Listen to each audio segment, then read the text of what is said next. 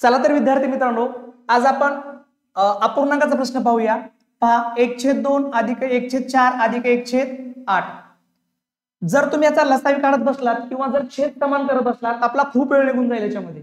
आपण अगदी शॉर्टकट मध्ये पाहूया हा प्रश्न। पहा प्रत्येकाचा अंश कसा आहे, समान आहे, म्हणजे अंश 1 आहे। छेद पाहूया, हे 5/2 आहे।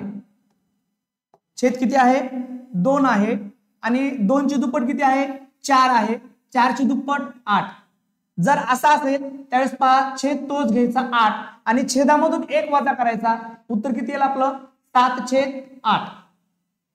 पुढचं उदाहरण पहा 1/2 अधिक 1/4 आणि डायरेक्ट 1/16। प्रत्येकाचा अंश किती आहे, 1 आहे, आणि छेद पाहूया, छेद 2 आहे, 2 ची दुप्पट 4 आहे, 4 ची दुप्पट 8 आहे, 8 ची दुप्पट किती आहे 16 आहे, म्हणून 16 घेऊया।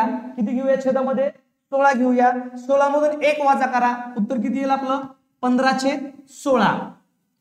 पुढचा प्रश्न पहा 1/2 2 ची दुप्पट 4 4 ची दुप्पट 8 8 ची दुप्पट 16 आणि 16 ची दुप्पट किती आहे 32 आहे।